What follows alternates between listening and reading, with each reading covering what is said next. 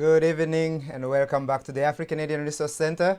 And as we do every night, we join you to bring you the updates on the community within the African Canadian community, obviously. And tonight, what we are bringing you is a conversation we had with a member of the Nigerian community. Going to the story we have for you tonight, we are learning that protesters have defied the round-the-clock curfew to remain on the street of Lagos as unrest continues in Nigeria's largest city after soldiers opened fire on demonstrators, causing multiple deaths. And of course, buildings were set on fire, and further gunfire was reported on Wednesday after a night of chaotic violence following 2 weeks of national protest over the police brutality. And they are saying that as many as 12 people died, according to the witness who spoke to BBC. We also wanted to show you a little bit of that in the news that was covered by BBC today. Then from that, we are going to show you the interview that we had with Mr. Akin of the Great Mighty Things here in Toronto, who went into details. Actually, tonight, the entire program, we are going to talk to him, really understand what is taking place in Nigeria. How did we get here? Why is it the case that the government is not responding, or at least didn't respond in time as they're supposed to?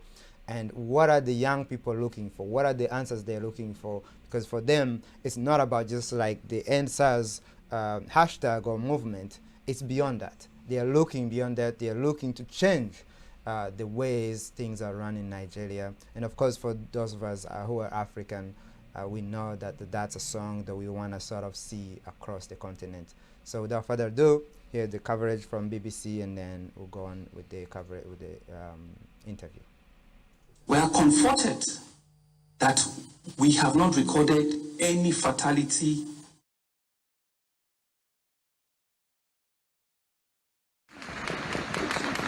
Protests allegedly turning violent on the streets of Lagos. Everyone sit down, sit down, sit down.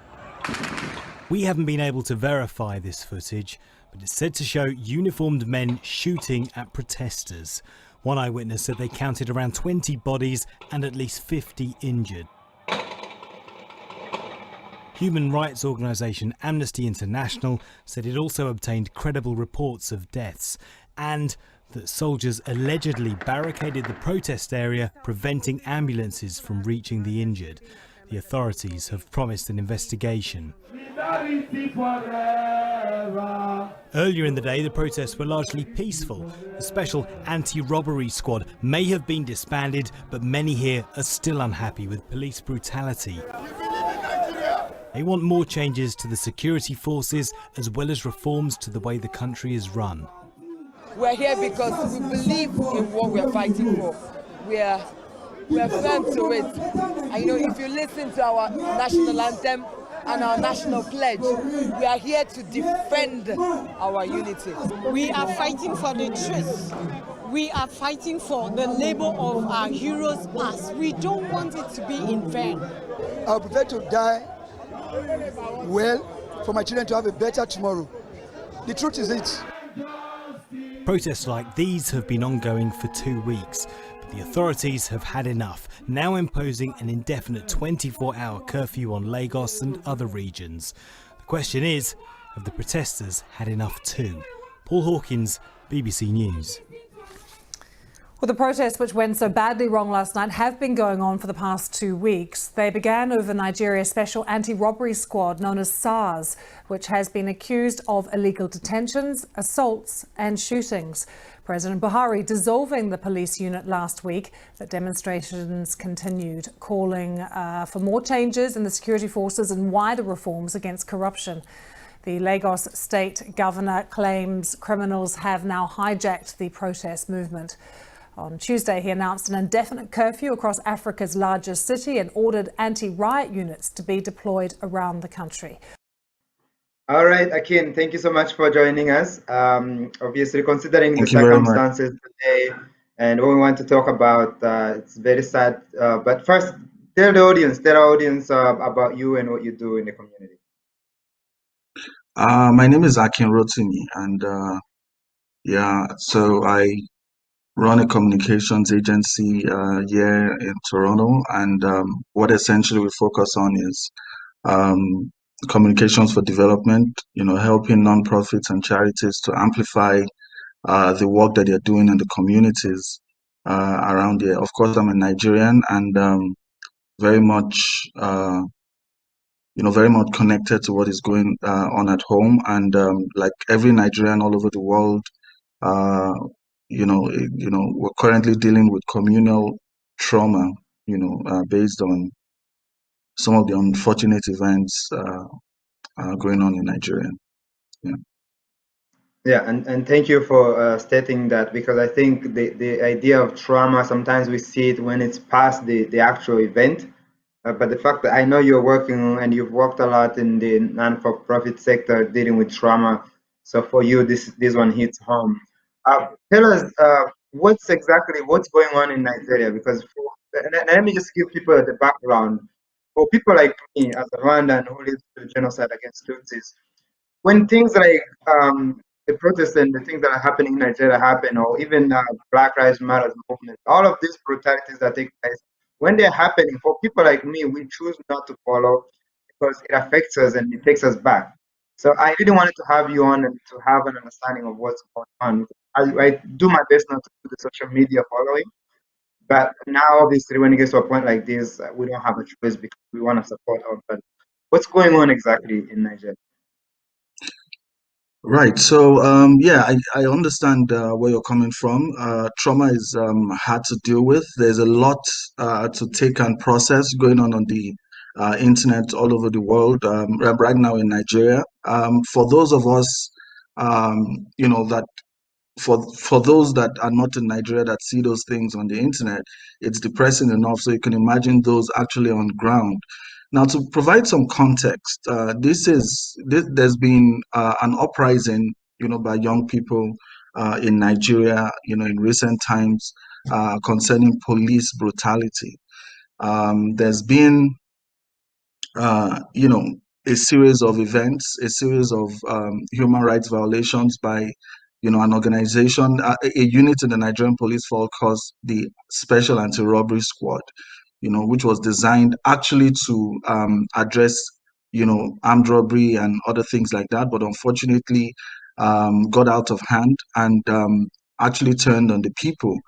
So we've had series of gross human rights violations. In fact, Amnesty International this year documented 82 cases of torture, ill treatment, and extrajudicial executions that happened between January 2017 and May 2020. Now, these are incidences that the Amnesty International was even able to document, but recently a lot more has been coming out to show that almost everybody has been affected in one way or the other, or knows someone that has been affected, a close kith or kin. So essentially, you have a police unit that is meant to protect the people actually turning on the people, right? You have a police unit that profiles young people based on their own perceptions. They see someone with dreadlocks and think the person must be a criminal. They see someone with tattoos, they think the person must be a criminal.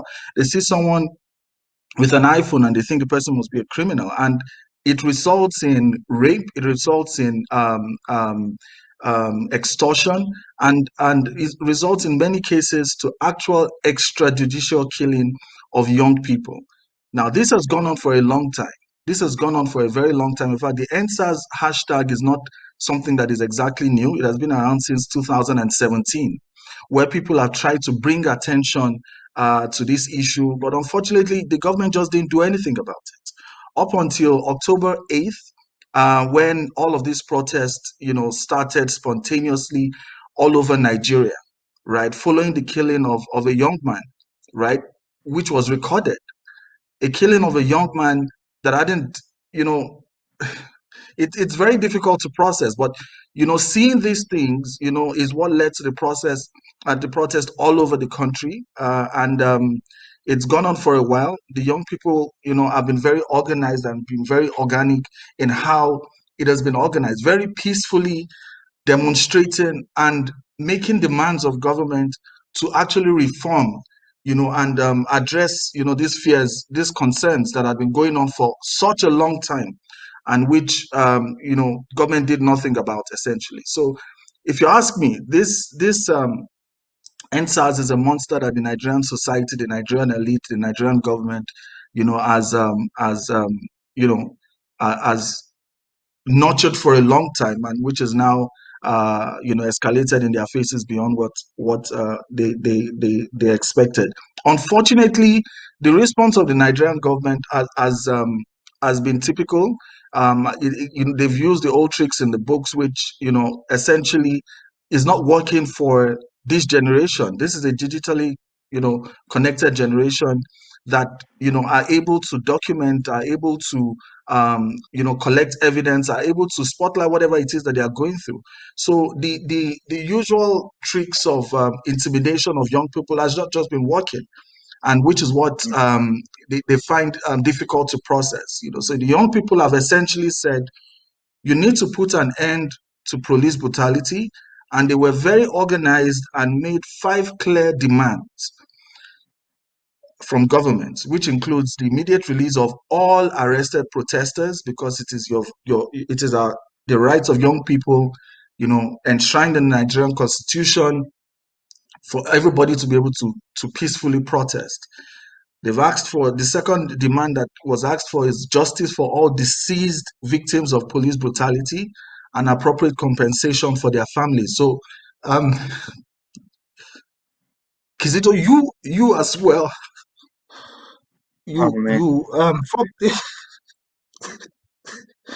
from Akin, from from your experience, during the genocide in Rwanda, you can relate. You can relate with it. You can relate with what people have gone through. You have families where sons and daughters are taken away, right? And for years, people have not heard back from their families. They've not. People don't even have closure. People have instances where all they know is that their brother or their sister was arrested in a certain place. They pay money, they pay bribes, they pay all sorts of things, and yet, these people are killed. These people are killed. And when people go on like this doesn't happen, how do we run a society? How do we run a country where these things go on and people just feel like it's just going to go away? Yeah. Too many instances, Kizito, too many instances of this. And it's just unfortunate. And, and that's why one of the demands of the protesters is justice, validating the fact that these things happened, right? And allowing victims to seek justice. They've also asked in relation to that for the setting up of an independent body, judicial panel of inquiry to judicial panels of inquiry at the subnational levels to be able to document these things, pretty much like the Truth Commission that happened in Rwanda and in many places, to investigate and document these things. And they've also asked, which is a very important point, that in line with the new Police Act, so actually the president did sign a Police Act in September 2020, which, hopefully would be a good tool where this comprehensive reforms, can happen. But so the judicial panel of inquiry has been set up in most states at the subnational level to try these things. And then beyond that as well, they've also asked, the fifth demand is that you need to look at police welfare. You see, because some of the reasons, when you have a police officer with a gun that's earning an equivalent of $120 a month, and he has a family, and how does that work? All of the issues that led to this monster, it's the inequality in society. It's the inequality in society. The fact that you have a police force that are ill-equipped, you have a police force that are ill-motivated, that are not well paid, and you have politicians, you have the political class that are earning so much, and there's this gross disparity. Mind you, you have Nigerian young people that form about 70% of the entire population, yet these guys are excluded from opportunities. They're excluded from crucial decision-making processes, crucial spaces. You have politicians that have been in government for so long, so long. The youth are the future of tomorrow. The youth are the leaders of tomorrow. Yet these guys have been in government for decades and have done nothing, about improving the lot of young people. So that essentially is what led to the protest all around. Sadly, yesterday, October 20, 2020, which would go down in history, in Nigerian history, right, for a very long time.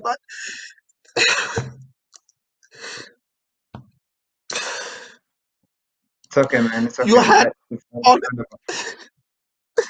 It is understandable. you had unarmed protesters draped in the Nigerian flag, singing the Nigerian national anthem. Mm. And yet, in what appears, I'll still use, because I'm trying to be responsible here, I'll use the term alleged, right? But what has come out with overwhelming evidence is that there was a premeditated action to silence protesters. And it is alleged that the Nigerian military actually opened fire on these people, unarmed protesters draped in the Nigerian flag, singing the Nigerian anthem at one of the protest sites that were judged to be one of the most peaceful everywhere in the country. They opened fire on these guys. Before that, we saw an instance, there's been reports of CCTV cameras being deactivated and disconnected so that these things would not be seen. There were reports of power being cut off, power supply being cut off, so that all these things could be done in darkness. So, like I said, it's communal trauma. Barely any Nigerian slept yesterday, processing, these issues. So that is what has led to this point. And you mentioned again that the international community, I don't really care very much about the international community broadly, because for them, they try to fit their priorities in terms of foreign policy, what suits them. For me, brother, it's about African leaders. It's taken so long for African leaders to engage with the Nigerian government and add their voices to this campaign, that the Nigerian government has to respond in a very humane way, to what is going on, and must respond with coordinated action. You can't just wish these issues to go away. It would not just go away. You need to engage with the young people and set in motion the processes. But of course, we've also engaged with young people as well, because of what is going on. I mean, it's not my generation. I'm 39. I'm not exactly a youth. I don't fall into the category of those, actually leading the process, right? But the point I'm making is it affects all of us. I can't tell them how to run the protest, but we can only support in whatever ways. But we've asked that they be strategic about engagement, to try to transition from the street level protests that have obviously been infiltrated by all sorts of miscreants, to translate and transition from street level protests. Because right now, we don't want any more bloodshed. We don't want any more bloodshed. They need to translate and transition to proactive engagement of government to ensure that the demands are met without any more loss of lives. So that essentially is what's going on in Nigeria at this time. It's very pathetic, So that's essentially but it. Akin, just maybe to look at what's going on. For young people who have seen this and who are looking at their elders who have lived through this, because if you look throughout Africa, to be honest, we are allowing these things to go on, where the fear from the police can really paralyze an entire nation. And so, and I think we've tried these conversations in many different countries in Africa, where we say, okay, we can have our demands met in the political process, and then these things go on forever, or somebody would would retire because of it, not retire, but like resign. And then someone else will come in for a year, they will do well. And then after that, they'll go back to doing the business as usual, which is what's going on right now in Nigeria. So is it fair to say, because I think the blame is definitely on the government and the police and the military. They should take the responsibility, not the young people who are protesting peacefully, right? No, certainly. So this is not about the young people, and there is no way anyone can justify or gaslight young people for all that is going on. No, it's not. It's not the fault of the young people at all. It's not the fault of young people that they don't trust their government. It's not the fault of the young people that last year, based on agitations, there was there was some inquiry and a committee that was set up to look into SARS, and the report was submitted, but till now nothing was done. It's not the fault of young people that they've asked for demands, but people just thought it was going to go away like that. It can never be the fault of young people. It's not the fault of young people that every day, even during the protest, people were still being intimidated. There were still these instances of extrajudicial killings and maimings and all of that. It's not. It can never be the fault of the young people. So government has the capacities to proactively engage, and you know how it is when it comes to timing. You from the Rwandan experience, you know what it is about timing, doing things at the right time and not allowing things to fester. And for that, the blame is on the Nigerian government 100% for not taking the right steps and the right and showing and demonstrating, public communication, engaging with people to make them believe that yes, indeed, we understand and empathize with what it is that you're going through, and we are taking, those steps. Because for a long time, just like you said, we've seen things go round in circles, right, where they make a pronouncement. So indeed, in fairness to the Nigerian government, the unit SARS was actually dissolved, right? So there was a presidential order to that effect that it had been dissolved, but again, that in that same order came the announcement that it was being that a new unit was going to replace that. I mean, who does that? Who advises these guys? Yes. So you're just going to change the name from SARS, you're going to change it to SWAT. Right, same sort of people, same sort of orientation. Exactly. Without, in fairness as well, because I need to be, very accurate here. The government did say that nobody in the old SARS was going to be a part of the new one and all of that. And yet, yes, the vice president did try to engage. The president did make a statement, but all these things, right, have not been commensurate with the amount of trauma that young people have gone through. See, look, you have young people that government has literally done little or nothing, right, to help young people. Even during COVID, right? During COVID, if we want to go into that, we would spend hours. You know what I mean? About the Nigerian government's response. It's just laughable. It's laughable. And these are people, these are young people that have succeeded and continue to struggle, right, to survive, not because of help from government, but in spite of a lack of help from government. So the average Nigerian young person, living by his or herself, is operating in the informal space, trying to make, a living for himself and trying to get ahead. And in that same space, you have it closing up where the only thing that they have, the only thing that they can, the right to personhood, the right to life, these are fundamental human rights, is being denied to them. So it was more like all of this pent-up frustration that led to this outburst of protest that looks like they've had it.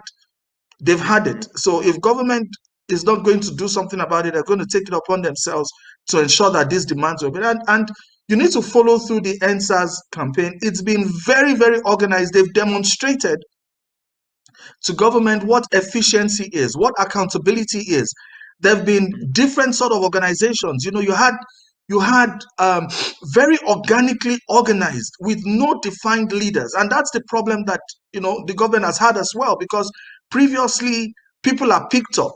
You know what I mean? When anytime there's an uprising like that, you have, leaders, but there's just been no leaders, no clearly identified leaders for them to pick up, and that has been, the bane of the Nigerian government's response as well.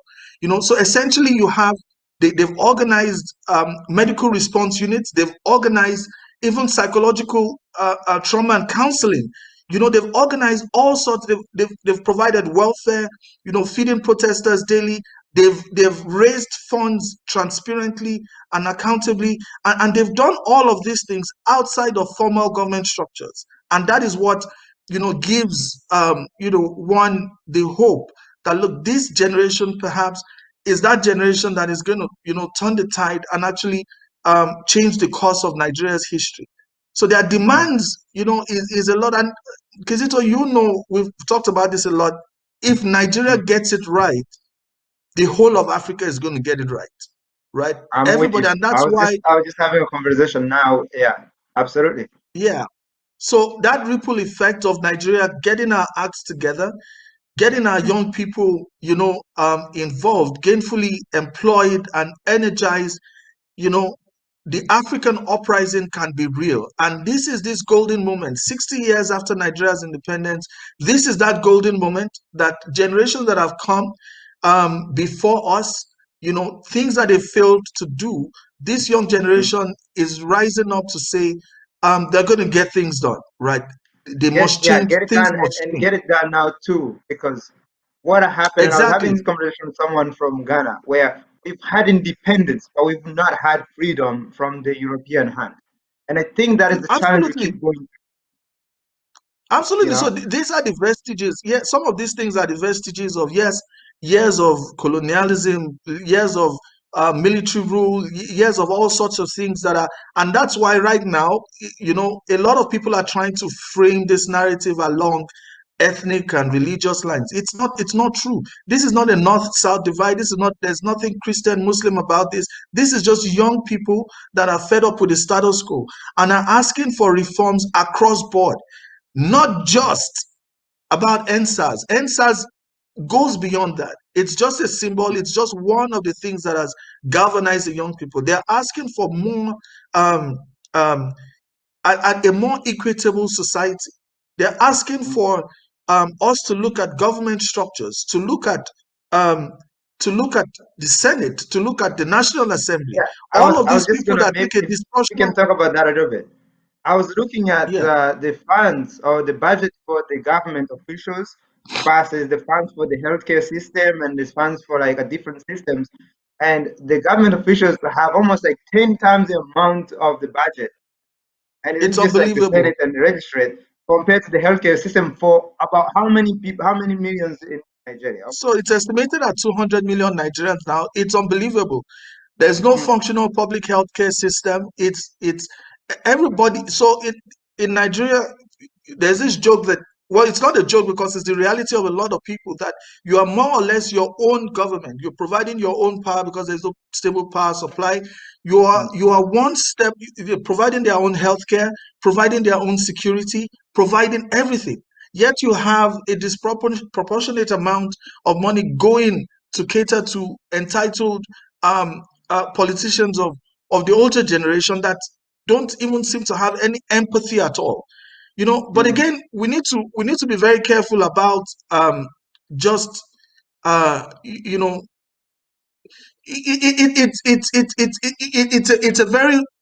a very difficult challenge, to be honest. And this is the one opportunity that we have, right, to truly reform the system. And the encouragement that I want to give to young people is that a lot of these things require structural changes. A lot of these things are not things that, and that is why we should not let this moment go to waste, right? Young people need to start organizing, right, to see changes in the status quo, structural changes. The elections are coming on in 2023. Young people need to start organizing to get political power to have people that truly are accountable to the people and not to any politician or not to any leader that put them there to create those changes, to bring transparency in government spending, and bring and to essentially change the course of the nation. So the example that you gave, yes, we do have a National Assembly that is very shrouded in a lot of secrecy around, the appropriation of funds and, generally the disposition that they have towards the rest of the society. And it's just not sustainable. You know what I mean? This is something that um, it was long coming. It's been long coming. You've had a lot of pent up anger, a lot of pent up frustrations that has gone on for a very, very long time. And it was just a matter of time. And a lot of people have called this out. A lot of people have said this. A lot of people have. It's a natural progression. What has happened has been nurtured and fed by the Nigerian elite, the Nigerian political class, that has excluded young people from the opportunities and more or less, allowed such heinous instances of police brutality that, brother, it's unthinkable. Not even in wartime, not in war. People are dragged out of cars and killed in broad daylight. And a lot of these things, when you have a country that has normalized these things, because over the years you see these things and you sort of it sort of gets normalized, and which is wrong. It's not normal. It's not By normal the for way, you yeah, to see that's someone that what looks leads like you. to yeah, that's what leads to what took place in Rwanda in 1994 is normalizing calling a group of people animals, calling different names that are not Exactly. human, to the point where you think they deserve to be killed and to be wiped out of a Exactly. planet. And so, to me, seeing this in Nigeria of all places, like I've had the same experience. I was talking about it yesterday in Kenya. When we just got to Kenya, police would just grab you almost like they knew you had money, but they were only grabbing you to get your money. But they were mostly grabbing foreigners. But in Nigeria, this is brothers and sisters once again. This is like what took place in Africa, where they hate have for each other. I still cannot understand how we are still like this in 2020. It's That's to unbelievable. me what. It's unbelievable. But this certainly is a breaking point. This certainly is it's not going to. It's definitely, Nigeria is not going to be the same again. However way we look at it, Nigeria can never be the same again with all that is happening. We're praying, and hoping that all of these things lead to the point where something does give. It's a lot of crisis right now. It's a lot of crisis right now in Nigeria all over. Um, you know, there's been a lot of carnage. There's been a lot of, and I'd just like to, encourage, young people that, look, if we go on destroying public property and other places, it doesn't help us, right? We need to get back to that point where we strategically engage with the process. And I mean, you have a lot of heroes. You have a lot of heroes out there that have been on the streets, that have been engaging and putting their lives literally on the line. Unfortunately, we've lost a lot of people as well to this crisis, and as part of the demands that are being made is that these people get justice, right? These people get justice, like the government has mandated. Judicial panels are being set up across all the states in the country, 36 states, and we must turn attention. So by God's grace, I'm going to be serving on one of such panels, right? We need to turn attention to those panels to ensure that nothing is done in secrecy, nothing is done to sweep things under the carpet, because that is one thing that this generation of young people will not accept. People want to see that um, things are properly, because we've had that history. We've had that history of a human rights commission called the Oputa panel that was set up to look at cases of human rights violations when we returned to civil rule. And that more or less was just swept under the carpet. Very many of the provisions, nothing was literally done about. We must listen to people. Some of the work we're doing right here in Canada about trauma, about validating people, about allowing people to talk and vent. People must talk. You have mothers that have lost children. You have brothers that have lost sisters and brothers. You have people, we've lost young people to this monster. And we need to allow them to talk. We need to allow them we need to properly document and allow people, open up channels for people to be able to communicate these things. We need to identify those that are culpable and ensure that they are prosecuted. And we seek justice, and we ensure that people have adequate compensation for these grievous crimes. Aside of that, we must ensure as a country that we deal with the root causes that led to SARS happening. So it's not, I must correct an impression as well, it's never a thing about against the police. Because there are a lot of good people in the police, there are a lot of people that are serving patriotically. When we want to look again at the police, and like I said, the president signed the Police Reforms Act in September. We must begin to hold the feet of government to fire to ensure that these things are followed through. We have a force that people are. How do you have a police force without proper insurance, proper health care, and you give that person a gun? What do you expect of the person? You turn such people, on citizens in the streets. Those things are just natural, and that's why beyond just the prescription of SARS, young people are asking for young people leading this conversation, which is very important, supported by other people, the whole of the country, at home and abroad, supporting them to say we must deal with the systemic causes of all of these issues that have allowed such violations to happen in the first place. So it's the only thing we can ask for our African brothers and sisters is to help to amplify these calls, the protest, yes, to help to amplify it. Use your platforms, use your channels everywhere. We are going to ensure as well that by God's grace, the events of October 2020 would be a turning point, right? So there's going to be accountability. Nigerians are going to demand accountability for what happened. Who gave such orders for unarmed peaceful protesters to be shot at? It is something that we're going to follow through. The international community is going to keep up with the advocacy as well, because you've had statements by the Amnesty International and many other such bodies to the effect that we expect and demand that the president orders an investigation into that matter. Failing which, Nigeria is a signatory to the Roman Statute on the of the International Criminal Court. This must go up all the way to ensure that if people are found culpable, if indeed the allegations are true, people are held to account according to Nigeria's laws, and failing which, these things will be taken up to the very highest levels to ensure that those victims get justice. So that's essentially what's going on in Nigeria. It's very sad. It's very pathetic.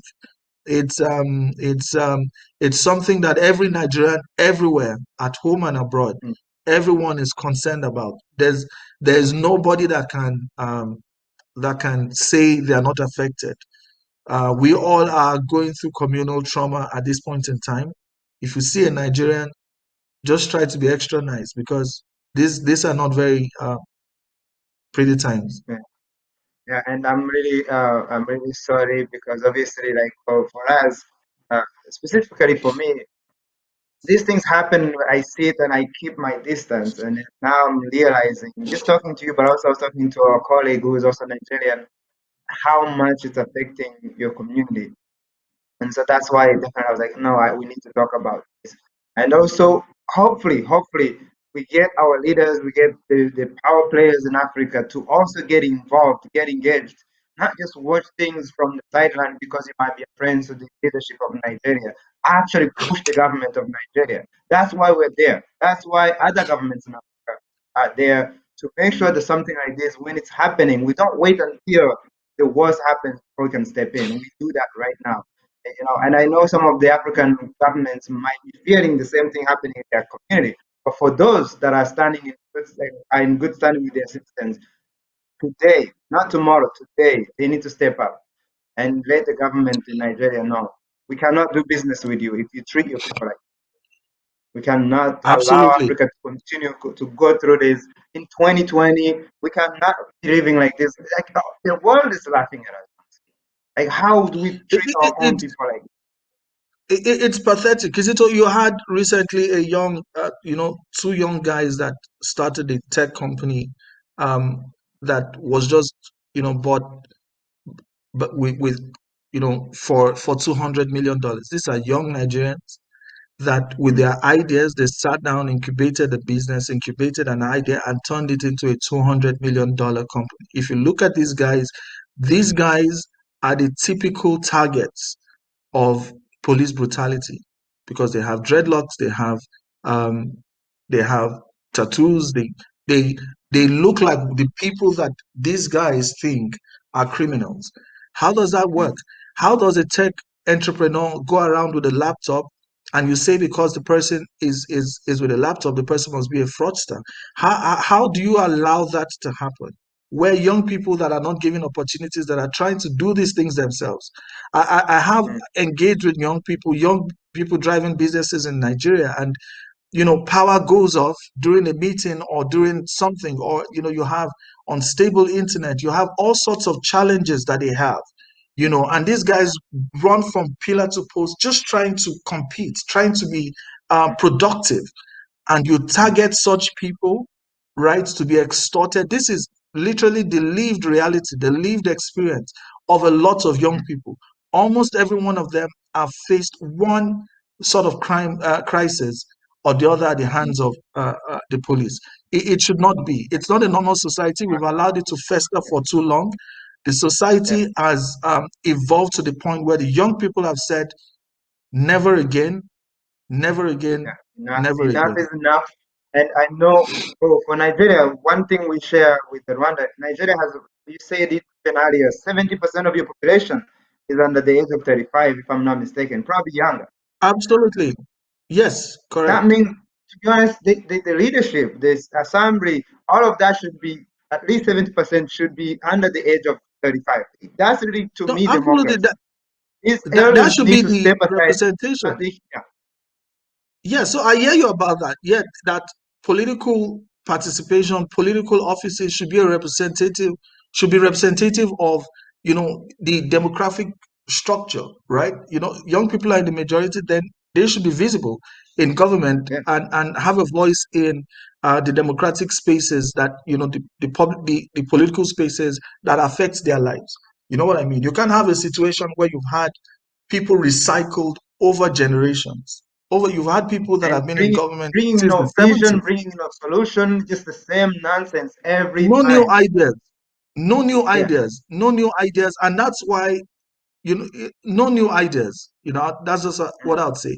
And it's yeah. unfortunate. We keep plastering things over. And that's why personally, I've just had it to the point where I've been in government before, trying to work from within. It got to the point I took a step back because it's almost like you're just papering things over. There's just so much Mm, of issues to deal with.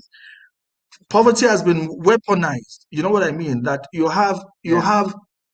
you're coming against an impoverished people that even during elections, these same politicians come, right, and Mm, monetize the entire process to ensure that they yeah. just retain. But I'm sure that pretty much things will change because people have learned now. Elections are not Yeah. going to be the same again.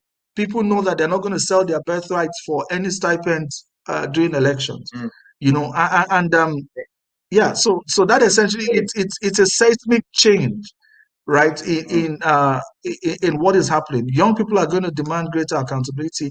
Young people are going to organize and ensure that they put the right people in office. But you see, I also need to make this clarification about um, um, this generational disconnect, right?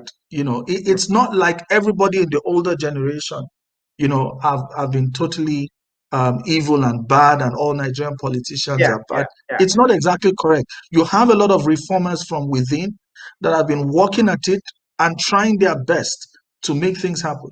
And that's why, we need to go beyond that mentality of, oh, government and then us. No, people need to seize those spaces. People need to Yeah. work with those within to bring about the required reforms. So it would be unfair for us to denigrate the entire, political No, class. No, there absolutely. are Yeah, people I out think there that I'm always have generalizing things. exactly that have Yeah. very sacrificial. And you have people that are of the older generation as well that have remained a voice, that have remained the conscience of the nation, that have remained active at the barricades, within the corridors of power, everywhere, trying to work from within, dealing with the monsters and dealing with the demons that have held Nigeria down for so long. Now we need to work together. We need a cross-generational. We need to develop cross-generational solutions. Young people together with those across board, well-meaning people across board. Because these are systemic issues that require all hands to be on board to be able to fix. And yeah, so that's essentially it. It's we need to be careful about that rhetoric that, oh, everybody. It's not true. There are a lot of people No, in there also trying to I work at definitely it. get it. Yeah, Yeah, I think for yeah. me and I think everybody understands. Not everybody's bad. Obviously, we have good people that otherwise we would have been, we wouldn't even exist anymore. I definitely, I get it. It's just a matter of making sure that we actually have a representation and we're not always led by people who have no vision. But what I want to ask you, and our last question, Akin, is how do we maybe in terms of for that those of us that want to follow the process, even the commissions that have been set up, how do we follow that? Where do we go to follow that? And also, how do we follow you to make sure that you have the updates that are going to be coming up? Okay, so it's not about me personally because, like I said, this is being driven. My generation cannot take credit for a lot of things going on. Most of the people of my generation, right, have essentially, that have very good intentions and have been very altruistic. We've done a lot to sort of mitigate the issues some way, somehow. So you've had efforts at releasing people from prison. You've had efforts at, providing legal representation. You've had all these sort of things have just been, palliatives. How many of such things can you do? But the young people have come to say that, look, we don't want such one-off solutions. We don't want a situation where one person just says, okay, let me go try to release some awaiting trial prisoners that have done nothing but have been in prison for so long. That's not what we're talking about. Holistic, right? Prison reforms, security sector reforms. This generation is very different, and they are the ones that must take the credit, right? For although again they are building on some of the foundations that previous generations have done, because the advocacy, you have people of the older generations that stood up to armored tanks, that stood up to military dictatorship, that have done so much. So we can't discount all the things that they've done. But this generation is different. This generation is demanding that we don't just want um, papering over issues. We want a holistic reform, and they're not going to accept anything less than that. They are going to be transitioning from street level protest to other things, and perhaps nobody knows, they might decide to also take on street level protest when they reorganize, re-strategize, and all of that. We must continue to support them. Absolutely. There's a hashtag, end SARS hashtag.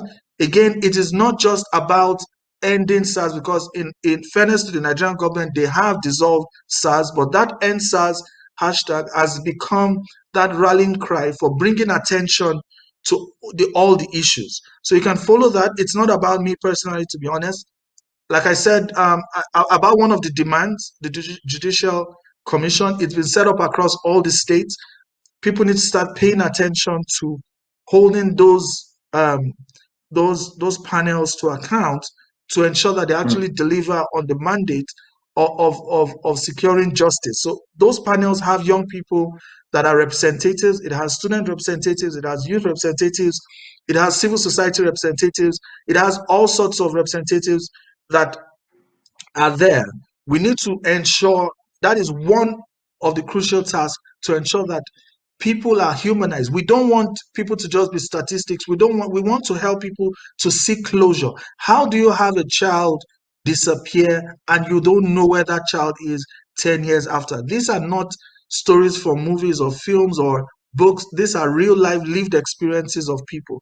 So they can follow, everybody can follow that, add your voice to it, add your voice to the campaign, and seek ways. That there are ways as well. I mean, I wouldn't, endorse any particular platform, but there are organizations that are organizing, raising funds, and doing all sorts of things to support, people that were injured, people that were, that have been affected, those seeking justice. So there are all sorts of platforms, that are being organized. People just need to ensure that we keep the advocacy up so that Nigeria finally can get it right and hopefully would catalyze the African rising that we have all been hoping and praying for. Mr. Akin, thank you so much. And again, our prayers, we're going to do our best. Obviously, we wanted to have you here because we wanted to have somebody who understands this situation. And we're going to continue to do our best in our capacity. And we hope our brothers and sisters across Canada and obviously across the world step in as well, because we need to make sure that this is the change, as you say, a sweeping wave that can go through Nigeria, but also go out throughout Africa, because there is a lot of changes that are required elsewhere in Africa as well. But in the meantime, we're with you. Our prayers are with you, and we wish you nothing but the best. And hopefully, the government and everyone at home can step in, and the people can be safe. Absolutely. Answers. Thank you very much, brother. Thank you. Appreciate it. Thank you so much. Thank you so much for your time and bringing attention to the Nigerian situation. Nigerian lives matter. End SARS matter. End police brutality is the agenda. And also entrench good governance in Nigeria and all over Africa is the agenda. Thank you very much. Thank you very much, brother. Thank you. Appreciate it. So that was a conversation we had with Akin, and obviously looking at some of the topics that we touched on, and looking at what's going on in Nigeria.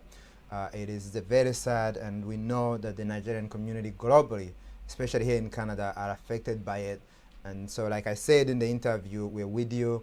We hope the rest of Africa can join you, especially the leadership, because to me, even the global, in terms of who we are as Africa, but also even the rest of the world. Because when things happen in Asia, when things happen in Europe, when things happen in America, we step up and we raise our voice. So we need you to also join in this, in terms of what we are trying to do to achieve true freedom, not for nations, but for people of Africa. And so we really want to see that change. And Nigeria hopefully can be that light that sparks the rest of Africa. Because to me, we've gained independence from colonization and obviously slavery and everything, but we have yet to gain freedom.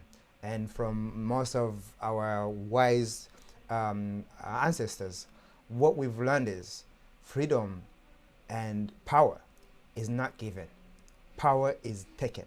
I always refer back to my one of my hero, Dr. John Henry Clark, who says, power is not given, is taken. If you want power, if you want freedom, you will not be asking for it, you just take it. And that is really the point. For young Africans, for the Nigerians who are on the street, yes, there is bloodshed and we really don't want to see that. But at the end of the day, when we are oppressed, when we are feeling like we're not being listened to, asking somebody who is holding something from you to give it to you when they know that they benefit from you not having it is almost a waste of time. So let's do whatever we can to keep peace, But still, let's protest if we have to. Let's do whatever we need to do. Obviously, just protesting alone is not enough. Sit in these positions. There is election that's coming up in Nigeria. Be those young people that are actually going to represent your demographic. And we also do the same thing. We hope that the rest of Africa can do that. Because honestly, if we really want to take lead globally, we should be able to have the freedom of expression, but also the freedom to do the things that we want to do. Because one thing I believe, and you will see this in many of the programs that we do, is that you cannot be creative, you cannot be innovative if you live under the oppression of fear of the people that are supposed to lead you. So with that, tonight I want to say we are with you, Nigeria, and SARS, and any brutality anywhere in the world, so we can actually do the work of building. I'll see you again tomorrow.